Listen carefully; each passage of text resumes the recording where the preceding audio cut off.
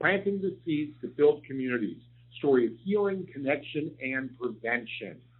For this web conference, we have many learning objectives that we want to be able to do. We want people at the end to be able to describe how Resonance Network seeds relate to building communities. You'll learn about what Alexis will talk shortly about what those seeds are. We want people to be able to identify examples of daily choices that plant the seeds for a world free from all violence. And finally, we want to engage in a discussion about fostering equity, belonging, and shared leadership in community. So that's what we're looking for to be able to accomplish today. So with that, Alexis, I wanted to be able to have you talk a little bit about the seeds and how Resonance Network looks at this. Thanks, David.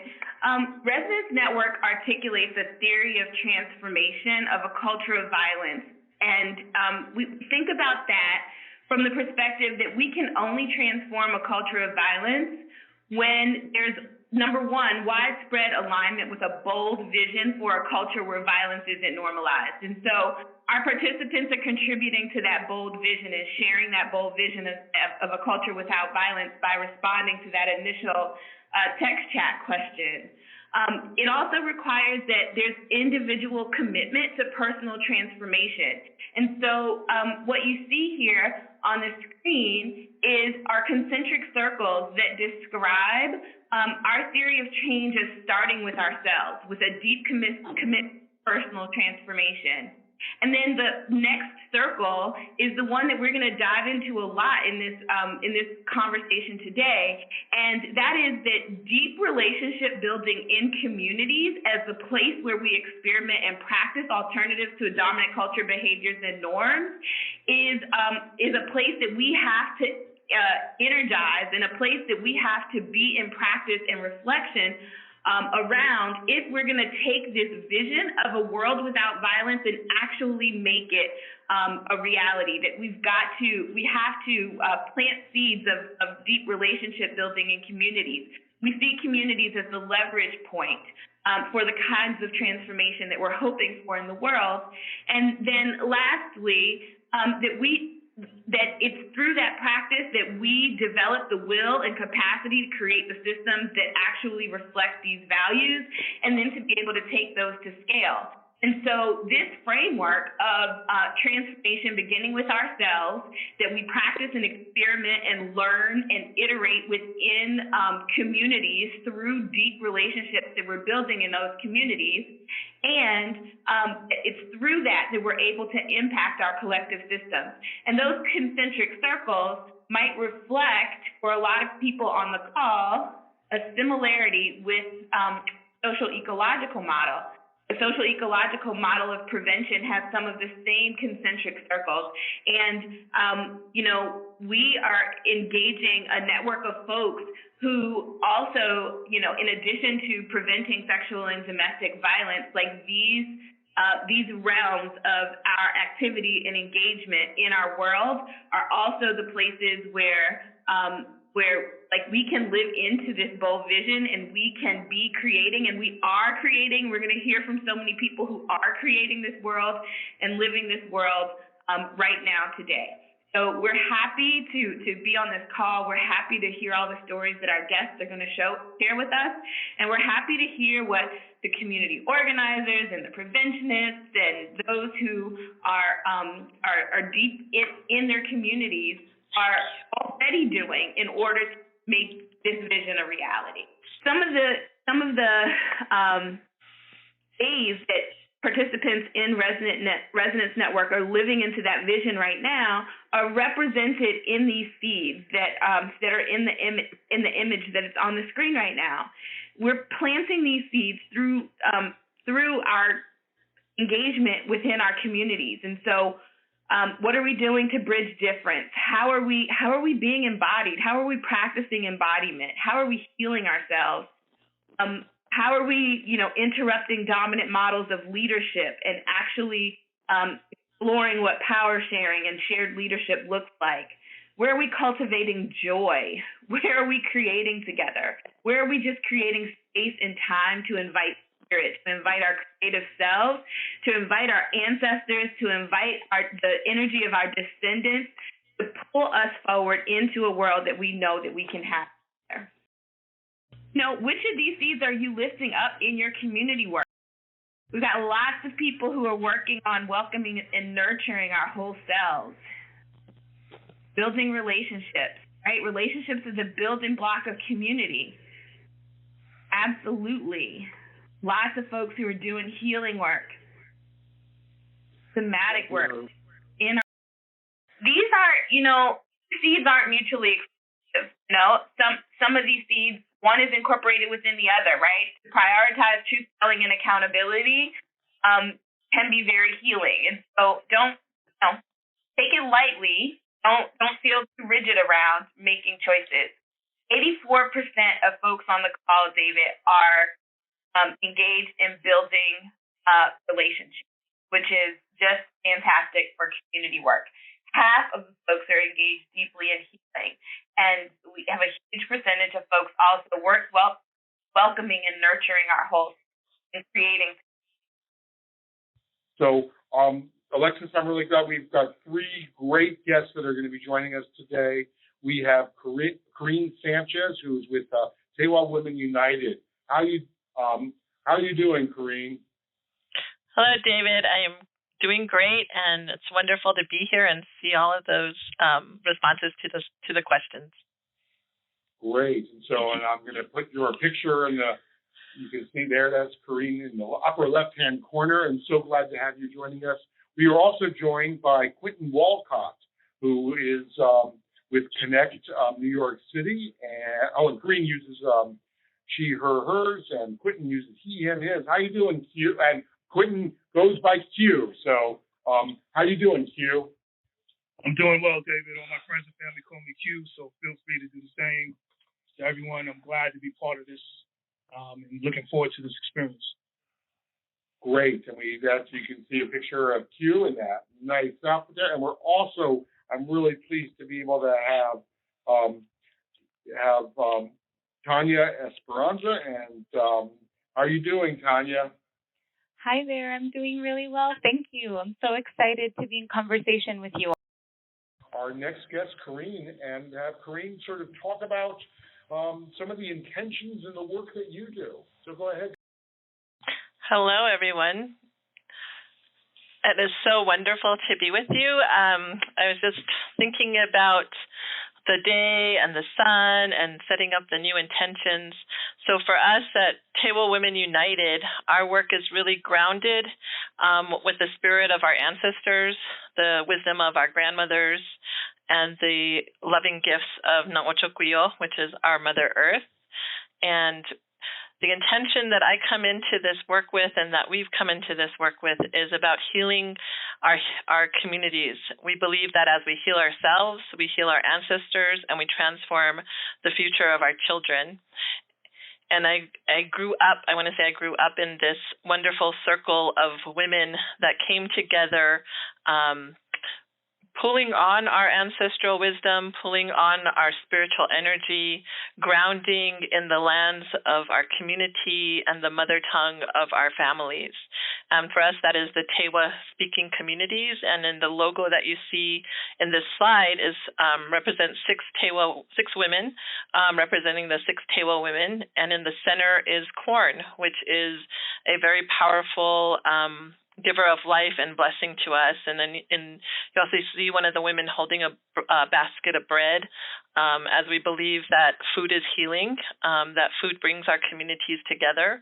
You also see evergreens in that logo, and then some of the pictures that you're seeing on this slide also show these evergreens. And the evergreens for us, we use in our dances, our ceremonial giving.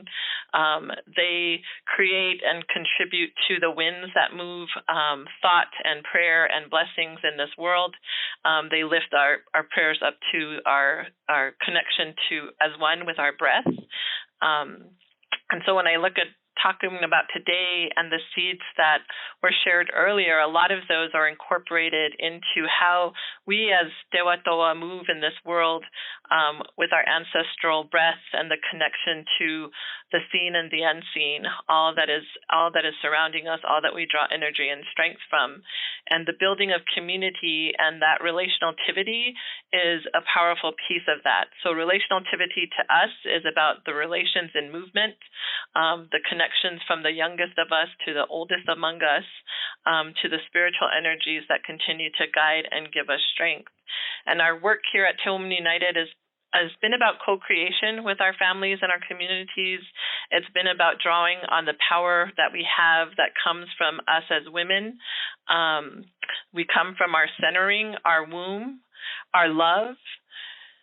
And when we first came together 30-some years ago, it was with the reality that women were displaced from that sacred center, that with the patriarchy and colonialism and other things that have come into our homelands, that sacred reverence that was once there for our women was displaced. And so as the women gathered, they recentered, they refocused prayers, they called upon core values in our community, from Aking to Wenetaye to Sigimavei, Gwiwa Sengwa Vitu, Naochokwiyo, Bima Paadi, Wawatsi, so that we always knew that our language held the love and the seeds of that connection from the ancient to those yet to come, and that we would be here to build on that connectivity with our local communities, but also those throughout the world that had that same intention of love and light and healing and reclaiming our humanity as we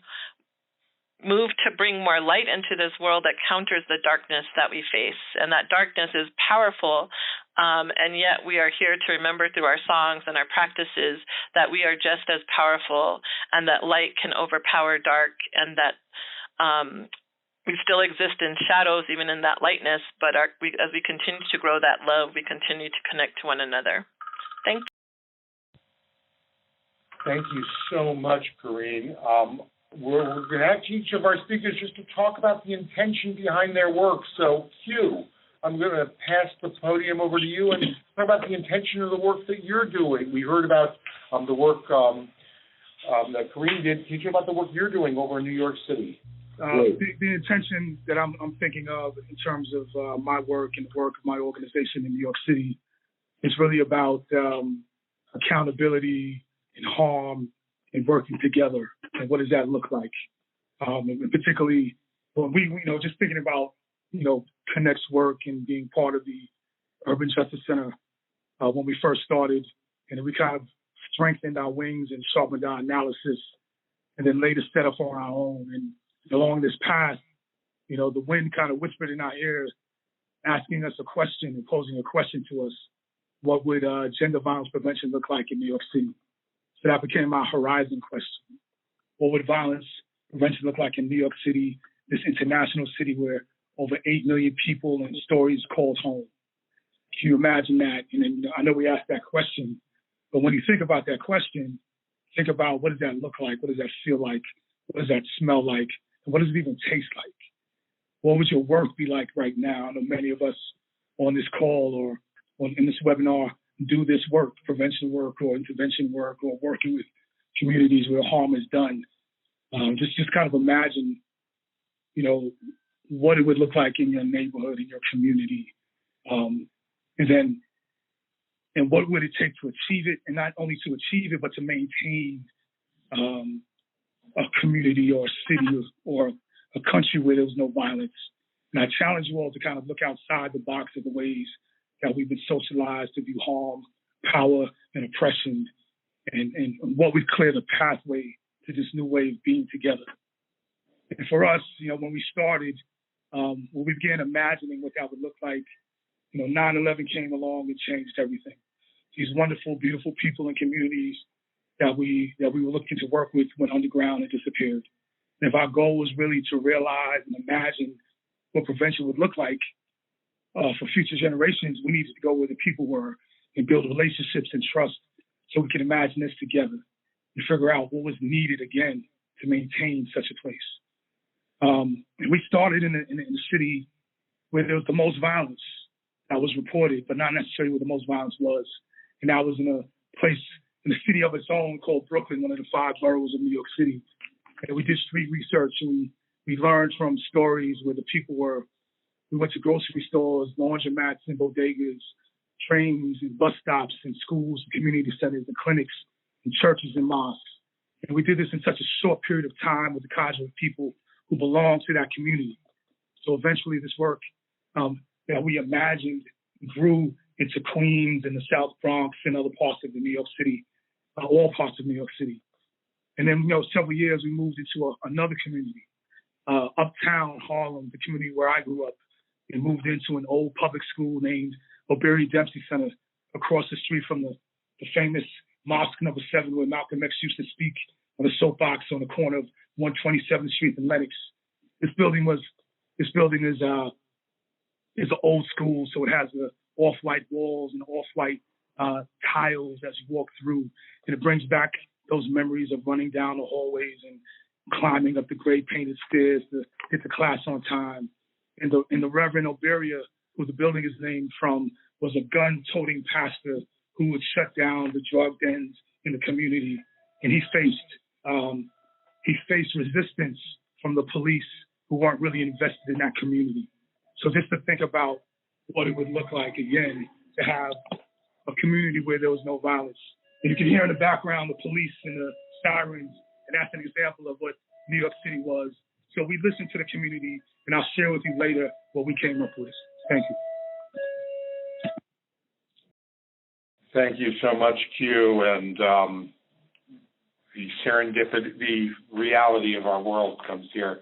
I want to move now to Tanya and have Tanya talk about, with Seed Steward with Girasol Descendants. I didn't say that to you earlier when you did that. So Tanya, talk about the intention and the work that you do. Hello, everyone. It's such an honor to be here with you all.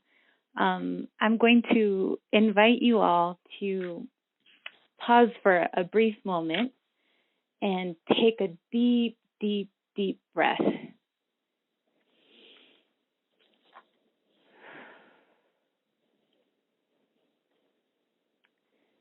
This is the first time that I am sharing the story of Girasol Descendants, which is a project that I'm working to build alongside my family. And as storytelling goes, I'm asking you all to come with me on this journey. I have a story to share with you. I spent 3 summers joyfully buried under wet sand, thanks to Armida, the old school Chicana who met my mama while she waited tables at La Cocina de Tere, and quickly became one of the handful of women who raised me. Armida taught me about floating and beach sun, sand castles and living on boats, and salty air in your hair, side ponytails and coppery brown lipstick, growing up Chicana by the sea. I was 4 when I had just learned the ABC song in English, and I couldn't wait to sing it for Armida. I practiced the song all the way to her house. I walked into her room, her body covered in white blankets, her voice soft, her eyes loving. I knew it would be the last time I would ever see her. The last time we shared together. Armida got sick. I never sang her the song. No words to describe the feelings that come with endings at that time. Armida is an ancestor now, and to this day, I know I grew up Chicana by the sea because of her. I don't know if Armida ever knew the impact she would have on my life.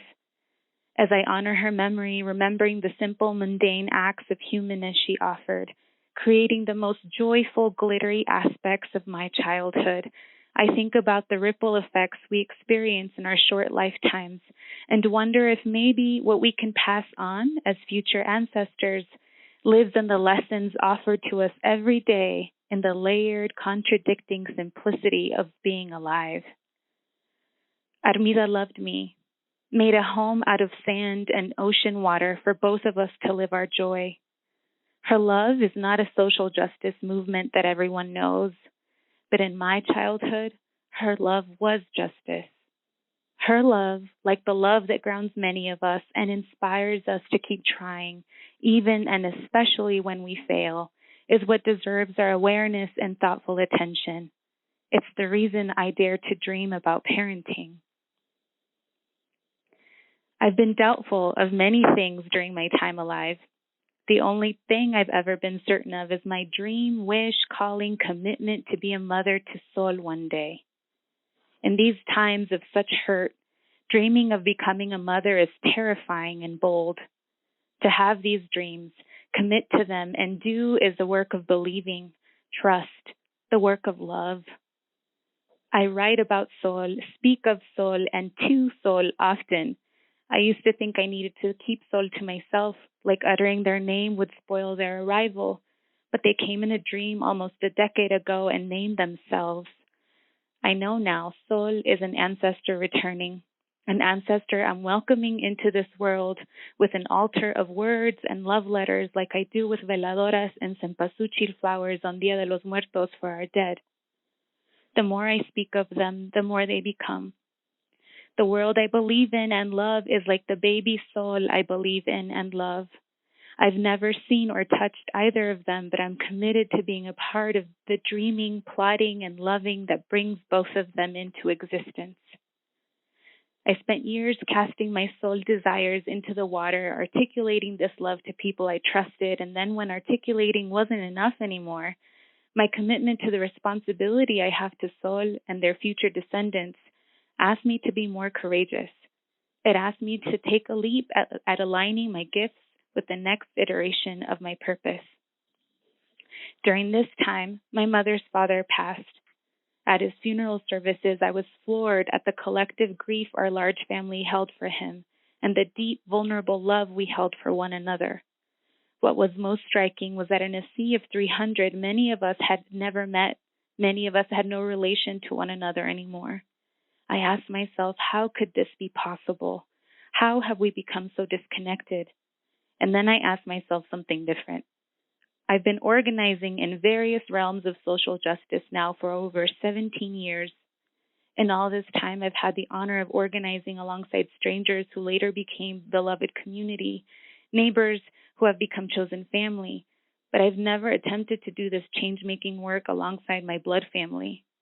What would it look like to practice the world I want to live in, the world I want to bring Sol into, the world I hope to leave behind to my descendants' descendants, and beyond, by building beloved community with my blood family? This is the story of Girasol descendants. Thank you so much. That's very powerful, Tanya. I really appreciate that. Alexis, let's go to the audience and ask the audience a question about what people are practicing for their own transformation and how that impacts their community. Devin is working through, moving fast, family and people's historical trauma and healing wounds so that their children can be free from it. Sherry is practicing a change in myself. Kathy says using touchstones, small art objects, as a way to carry my commitment to healing and action, a way to be connected through art. Jacob is understanding how my family traditions and religious practices can contribute to a nonviolent world. Paige says teaching my codependent habits, amending the legacy of my settler ancestors. And so we see that people are practicing healing and truth-telling. We see people are practicing community engagement. Derek is practicing community engagement and sharing space with diverse voices and perspectives to build welcoming communities, promoting empathy and transformation. Lindsay says, recognizing my own experience and privilege and remaining vulnerable. These are the practices. Sometimes, David, when we talk about transforming, the world and building the world we want, sometimes people stay stuck in the vision. One of the things that we try to amplify and to lift up is that we're doing this. We are manifesting this right now. And the participants on the webinar are showing us all of the ways that people are, that like we're doing this, that we're living this, that we're practicing. We're going to move back to our three panelists and have them tell some stories about how they've been engaging in their communities and working to really do that community transformation ourselves, but also of our communities to create the world that we want to be able to live in. So we're going to start with. So I think in this 30-year journey that we've been taking with our families and community here in northern New Mexico has been about sharing food, sharing story, sharing trauma, moving hearts, and healing. We just redid our vision statement for Te Women United this last week, and I want to share that. Te Women United envisions movements, hypothesis S, rooted in Pinha, breath of heart and life, and Pina, touching heart and spirit, that nurture and celebrate the collective power of beloved families, communities, and Ochoquio. So through our 30 years, it's been about healing and transforming the life and experiences of Native women, girls, and Mother Earth. We also redid our mission, and mission for us as Indigenous people has a lot of different connotations. So we've erased that word mission and are going with our collective journey. And here's our collective journey. Through relationality, we embody courageous spaces that center Indigenous women and girls to connect with ancestral knowingness, healing strengths, and life ways for the well-being of all. So again, in our story of our communities, we come from a less than 100-year history for us as Tewatoa peoples, where that we were down to 100 Tewa-speaking peoples in our area, from colonization, genocide, and this violent history of the culture of violence. And from that space, we've looked at healing through our historical trauma, our intergenerational trauma, and our individual trauma, to collectively reaching through relationality, the interconnectedness that we have, to our relatives across the globe, not just locally, but internationally. This past year, we've been convening healing justice circles.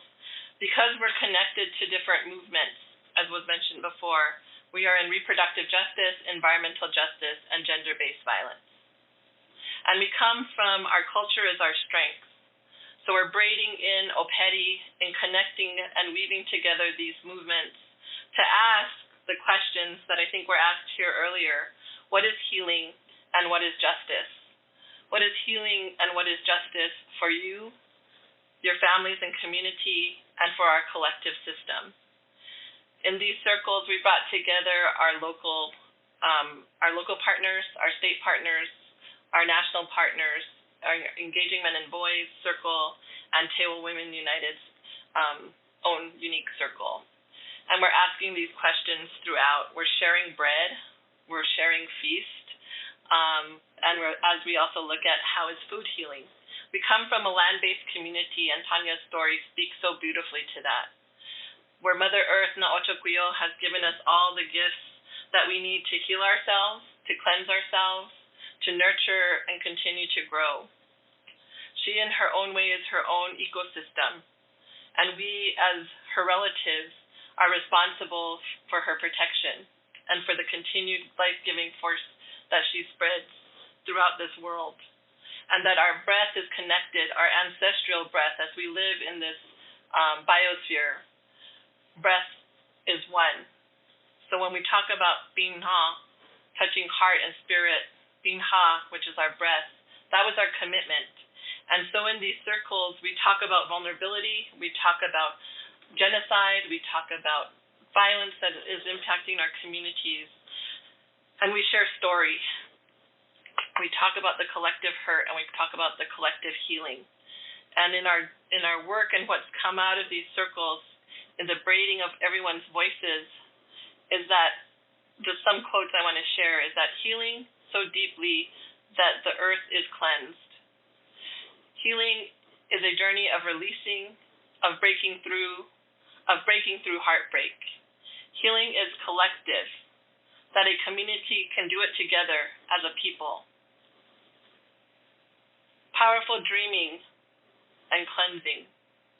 In these circles, we interweave not only our analytical, logical thought process, the analysis of theory, and the impacts on our community, but also we integrate that and braid that with the healing traditions of our communities.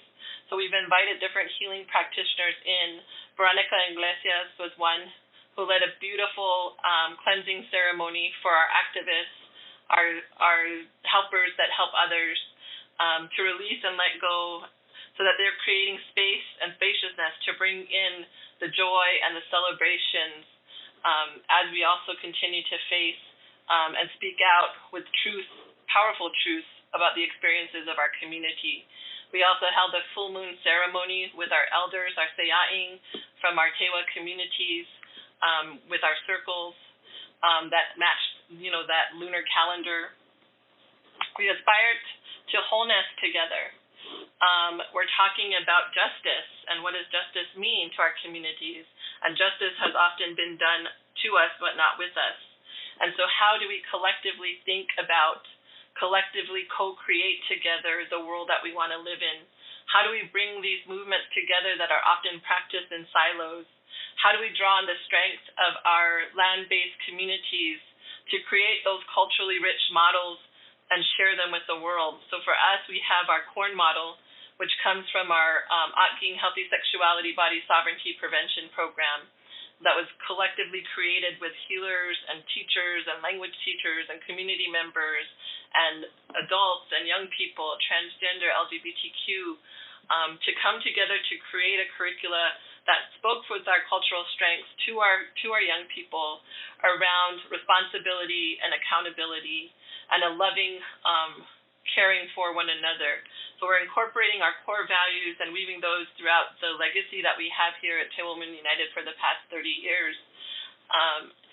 And because we come from that story of less than 100 people existed in this space to this collective place of neighbors from different cultures that represent the diversity in our ecosystem, how do we continue to hold and celebrate one another, connect with one another, and heal, so that as we're doing this, we're releasing that cleansing for our humanity, and we're bringing ourselves closer together because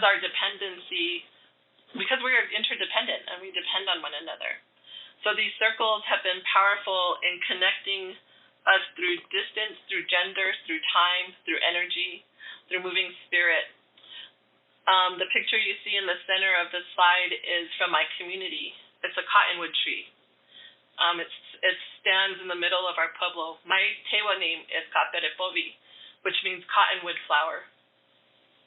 And as part of the intentions and prayers of my ancestors that survived horrific torture and death, that they had in their prayers that there would be a day when the sun would shine and we would all stand around in circle connected to one another, that our songs and our practices that carried us through would continue. And I think in our social justice movements and this time that we are in this space and energy, that we need our collective songs, we need our collective joy, we need our collective strengths and talents and practices to continue to weave hope, to continue to weave healing into this world. The picture on the left is of my nieces, Aspen, Sage, and Jessamine. Violence has touched my life and my mother's life. You'll see her in the right-hand corner.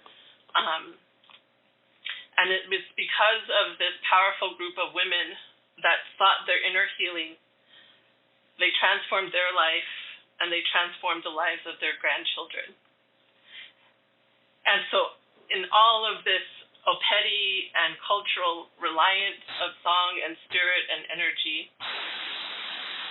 that we draw from our relatives all over this world that are suffering in the similar situations in similar manner, that we uplift our stories and our healing justice circles have been part of building upon those circles that gathered in Detroit, that gathered in Memphis, that gathered in Chicago, that have gathered in South Africa, India, China, Japan.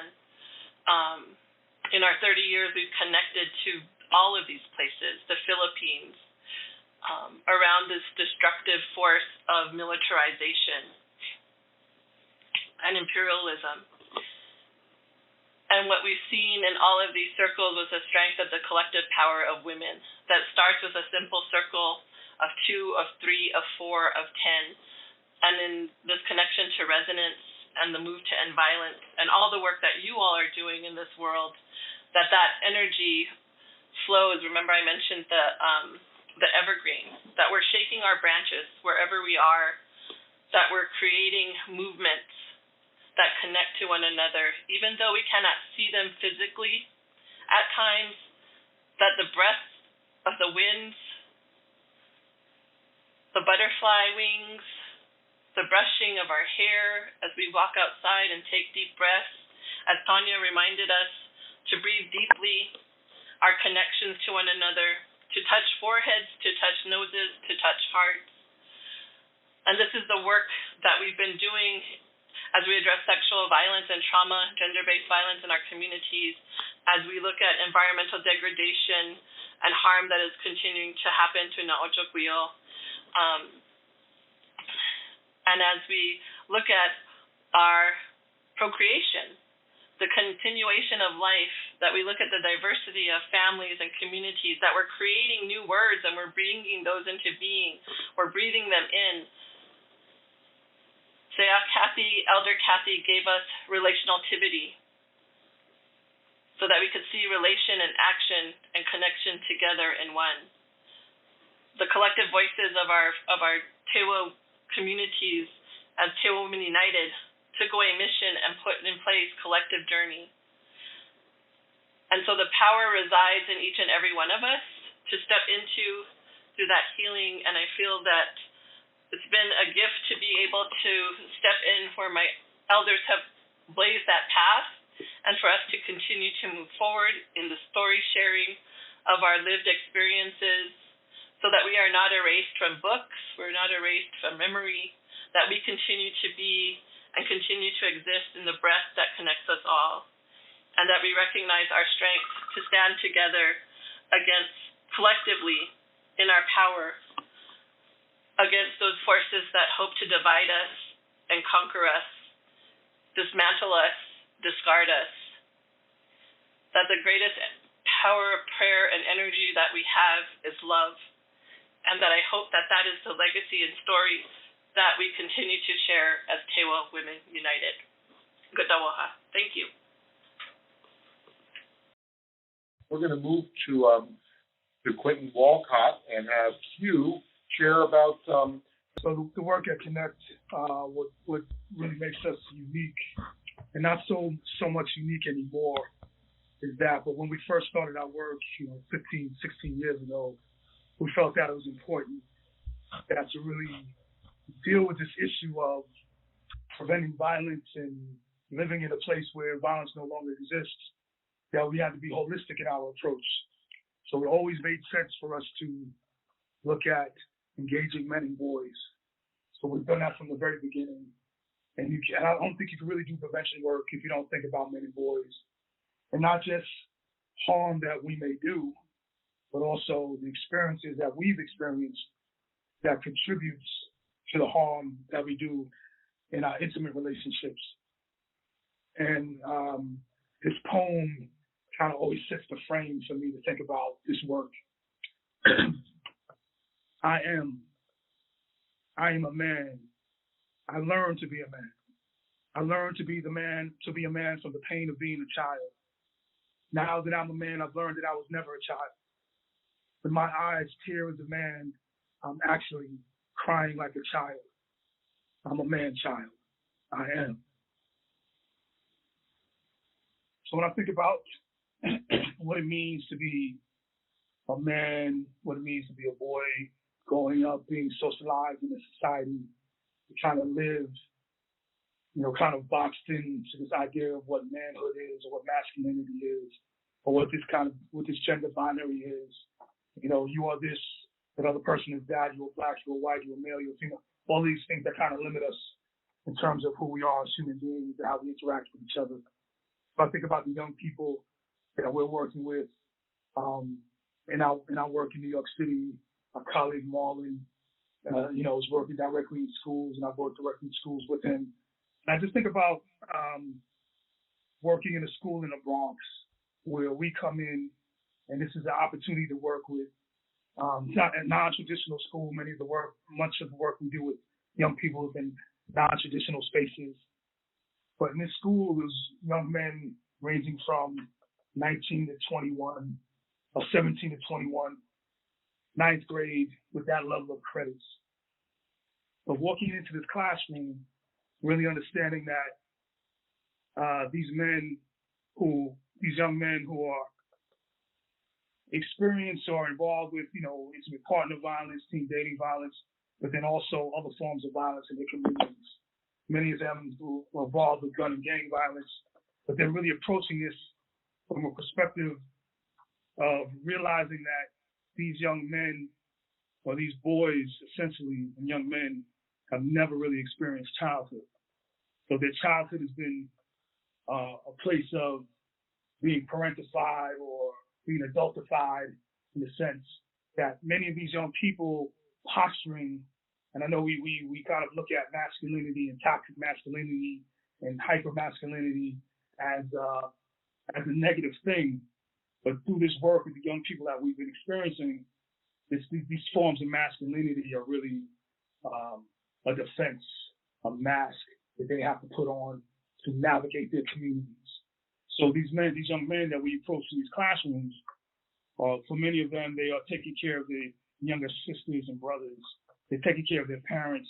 They're working jobs at night to contribute to the household in many different ways, and then still trying to navigate getting from school and back, or from their child back into the home, back home, and navigating,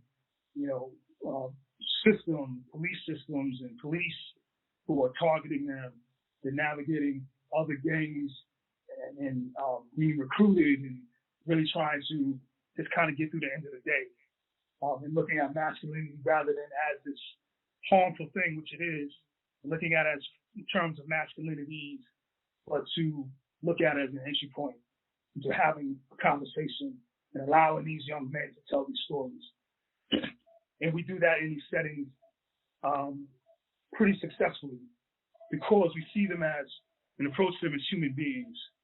And many of them, as we first started our work in these schools, they did not have trust of the adults that came into the room. One, they just suspected that these adults would not come back. As we typically do many times, we ask them questions, take their stories, and use it for our own purposes and our own research. And we never give it back. We're never consistent. We're not available to them. And these young men from Latinos, African Americans, from different parts of the country, new to this country, trying to get negotiating what it means to be in New York City in the United States, they have to kind of navigate a totally different way. And they've been literally held us accountable by saying, you know what, you and this Black Latino identified men, we don't trust you. So everything that we've kind of built together and put together, designed and outlines and curriculums and what have you, need to be thrown out the window. We have to build trust and maintain these relationships in order to really be effective with these young people and build their trust. So then at some point they can open up and be vulnerable and really give space to learn, and the learning exchange between us and them. So for these young men or these young boys, really, their experience is really being men too early in life and making poor decisions around that. And for the men that we work with, when we use circle models, we use round tables, circles, where we're doing sort of justice, we're doing any ways to kind of create safe spaces where men can be in conversation, be vulnerable, and kind of dig deep. right? So that is our goal. And what I've learned from working with men, and I work with men, that many of these men are still children. Because when they were children, they had to be adults. And so there's a lot of the mistakes that we make as men, and it's not a derogatory thing, is that we're kind of winging it. Because we're adults, we have to kind of figure out how to be amongst each other and also with the people that we're in relationships, intimate relationships, our partners, our wives, our girlfriends, what have you, whoever we may be in a relationship with. How do we navigate that? When we didn't have all this information when we were younger, and so we're trying to work it out.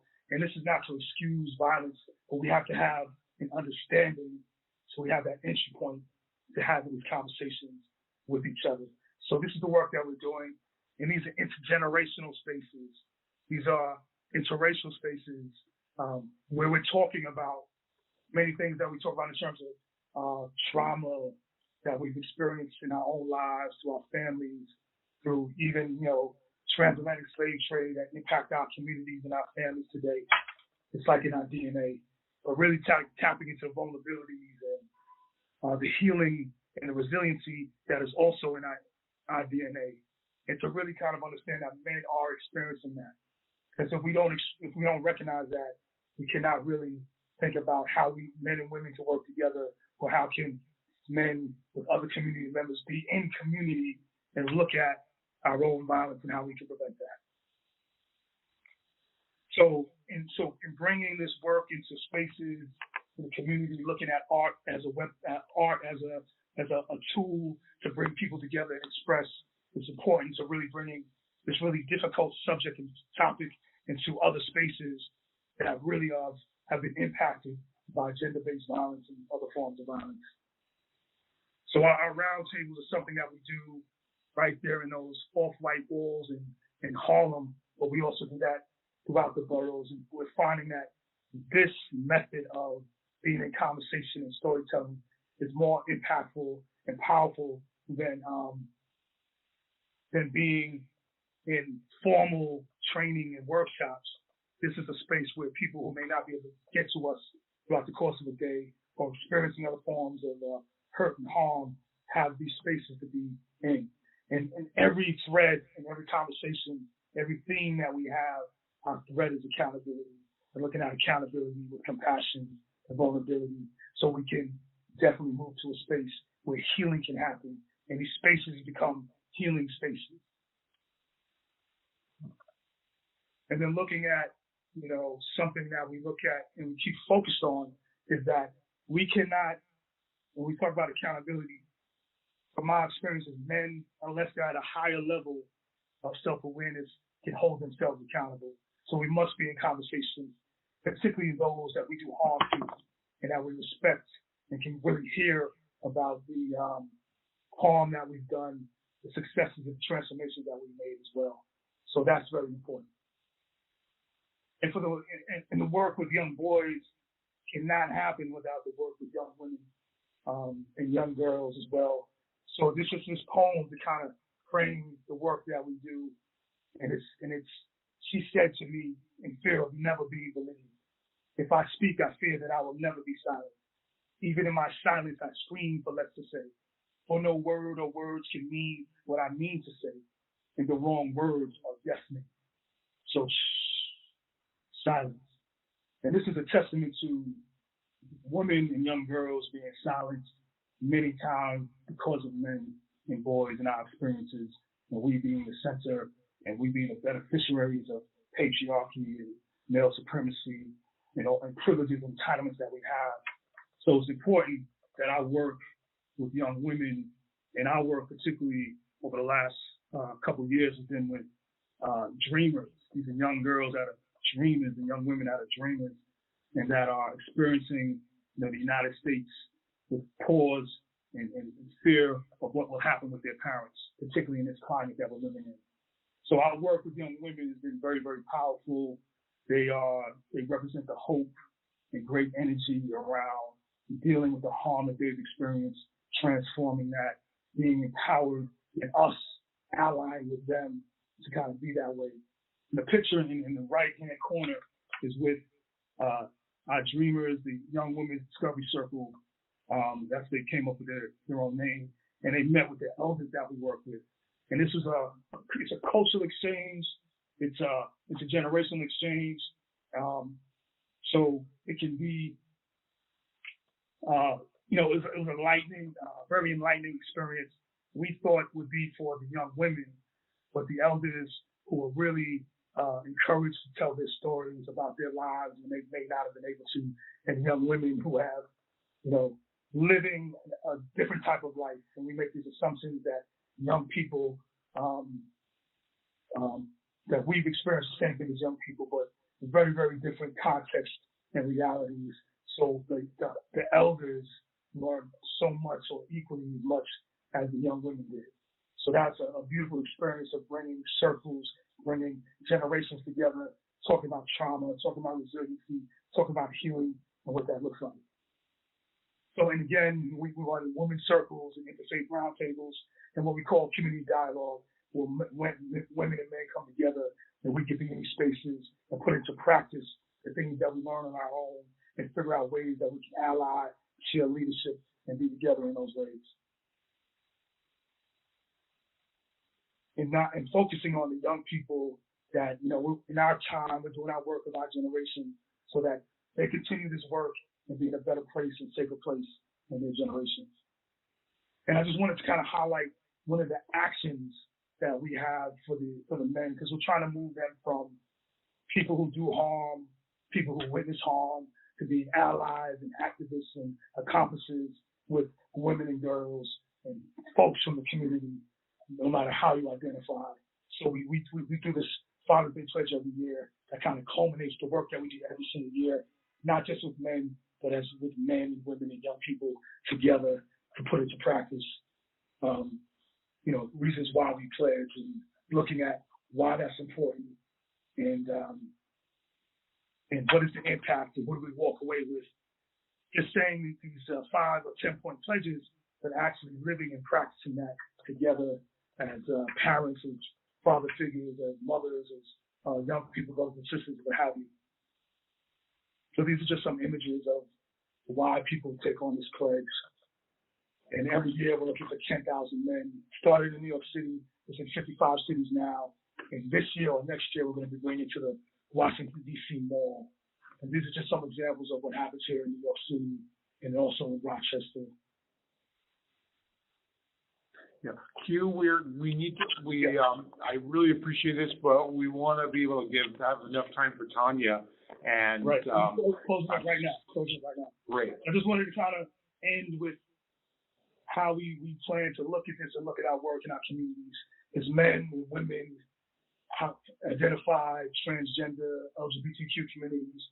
No one is beneath anyone, standing together, holding hands and holding our communities and looking at what prevention could look like. Thank you so much, Quentin. And we move on to Tanya. Thank you. I'm going to, thank you so much, Quentin and Corinne. I feel like our efforts are in conversation with each other already, and I'm so grateful to be sharing alongside both of you. I want to invite everyone to continue to come along with me on this storytelling experiment. And I'm answering one of Alexis's questions, actually, in the spirit of where do the people sit? What does it look like? This is a sort of like immersive expression of what that actually is, what Girasol Descendants actually looks like in the day-to-day. So here it goes. It's 8 p.m. in Corrales, New Mexico, where I live. Life has happened today. I've been outside, greeted the cranes and the cottonwoods, the rabbits, the turkey family that lives down the road, and possibly a coyote on my morning run to the river. Earlier in the week, I gathered in my home with 3 other women of color who have now become part of my family. Together, we've been meditating, journaling, reflecting, inspiring, and supporting one another on our journeys to do intentional healing work with our ancestors. I've invited my abuelita Consuelo to this work, sought her guidance many times, and I'm learning how to ask her questions about what she needs too. On this day, I changed the water in the altar I've made in my home for her. I shared who I encountered on my run, maybe asked her if she enjoyed being outside like this too. Later, I share a morning cafecito with my beloved, kiss her goodbye, and care for the house things that need doing. I likely conspire with a few beautiful folks about the work we're dreaming together and feel grateful I get to make offerings to the world in this way. I shape the rest of my day around the evening call I'll have with my primas, taking care to reserve my social and emotional energy, which seems to ask for more space these days, for them, for us. At around noon, I think to myself, what kind of offering can I make for us today? What can help us have the conversations we need to have this evening? Should I read that poem so-and-so shared with me the other day for grounding? Maybe I'll ask each of us to share whatever part of our day needs some attention. Will they even be into that? I say to myself, let the facilitator in me not take over. We'll decide this together. It's 8 p.m. in Corrales, New Mexico, and it's 7 p.m. in the sprinkled parts of California where Moni, Vero, Mari, Areli, and Leslie live. We've been texting for a few days, sending one another reminders and heart emojis expressing our excitement to get on our weekly call. Mari has probably shared 1,000 t-shirt ideas for our family reunion because that's how Mari rolls. She's fire and needs a place to share her flame. I get on the phone. Vero's running late, but we'll get on while she's driving home from work. Moni gets on, and for about 10 minutes, it's just us. Moni is shy and reflects back to me the kind of 20-year-old I used to be. She's her own kind of powerful. I see myself in her and trust my knowing to ask her questions like, what was your favorite part of your day today? How did you share your energy this week? What new thoughts, ideas are you having? Do you need anything right now? And it feels good to be the older cousin checking in, getting to know Moni, who I've just re-met a few months ago. I ask her the questions because I know I can hold the other side of her response with presence, because I've made space in the day to be able to hold this space. It's 8:25 by the time we all get on the phone, and I make sure I have everyone's permission to make an offering, my facilitator brain poking in, and everyone says, yeah, prima, I'm down. So we check in, hear about our days, revisit our notes from our last week, explore the new ideas we've had about bringing our family together, navigate this new space we're building with one another with all the tricky wrenches life tosses at us, like, I forgot we had a call today, or damn it, the Zoom call expires in 40 minutes because it's free, or what the hell is pinche Zoom? On this call, we find out that the original date we chose to gather our 150-plus family doesn't work for about half of them. Dios mío, what are we to do? So then, in the middle of our many maybes, Moni says quietly, how about we gather our family on Dia de los Muertos? She reflects back to us how many of our cousins have been wanting to learn the old ways for my mom, and how Dia de los Muertos could be a beautiful way to honor my grandfather and his passing. We all say, damn, Moni, that's a great idea. And we take a lesson from Mari and just roll with it. We're back on the call the following week, still present for what we have to say, still new at gathering like this, still committed to loving one another and making something possible for our family. We're not sure what we're creating yet, but we know we're on our way. Months later, the time has finally arrived, and my beloved and I are driving to my mama's house in Ventura, California, for our big Dia de los Muertos family gathering, grandfather honoring, grand beloved community making scheme. Meanwhile, my mama has been tending to her garden, sugarcane, bananas, figs, apples, chiles, a family of herbs, and this year she's trying to grow her own cempasúchil, or marigolds. Never mind that she has a hookup with all the local Oxnard farmers who grow the cempasúchil for Dia de los Muertos, and is now the lady with the cempasúchil buckets, as you can see in the photo. By now, Literally everyone in our family comes to pick up flowers from her to decorate their own altars.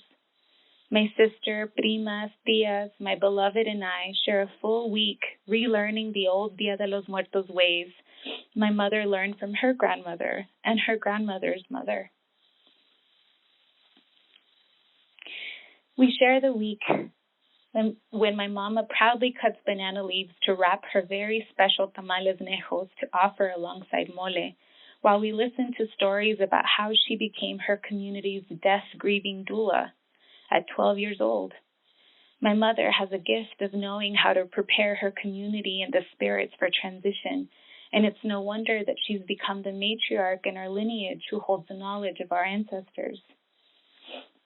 We share the rest of the week cooking everything special known to many Mexican families. Gorditas de carnitas, mole, tamales, ponche, atole, pozole, arroz, frijoles, all the sugary gorditas, and of course, pan de muerto, or Day of the Dead bread. As we set up the altar, everyone has a job to do.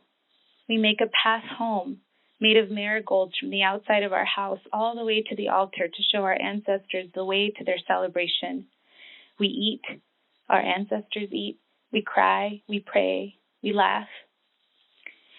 The next day is Big Family Day, and to our very sweet surprise,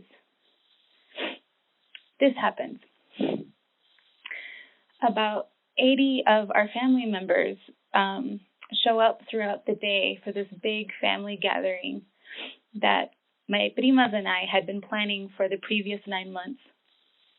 And we see people we haven't seen in ages. People come from all over the place.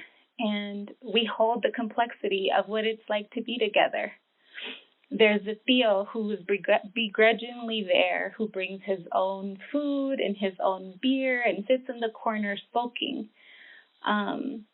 So I take this to mean like that he's hurting and maybe I need to talk to him. So I spend the next hour chatting with him about how we both love the outdoors and we're making plans to go camping together. And I realize that there's so much there. There's hurt that's showing up. And then there's really sweet things that are showing up too. Like my cousin Sergio's hands. Here, I held space for a little poetry writing workshop that actually just turned into writing letters to our ancestors. And Sergio wrote one to our great-grandparents. And he cried proudly. And yeah, I reflected back to him that we need more of his masculinity in the world and how beautiful it was for him to write those words and put all his love with his hands on them. Our little ones gathered too, and they shared stories like, "Dear ancestors, thanks for coming. See you next Dia de los Muertos." Our tío Ruben, who never says anything to anyone, came to the table and he wrote a letter too. And we made offerings together. This is a picture of my grandfather, my mother's father. And he has some goodies that he really appreciated when he was alive. And there's a letter I wrote to him there. And there's a little pouch of lavender and a shell that Kareem's mother actually gave to me the day that my grandfather passed. I was sharing space with Kathy, and she was the first person I told of his passing. She gave me the pouch to take care of myself, and I made sure to bring that pouch and offer it back to him. This is what it is. It's what the work. It's every day.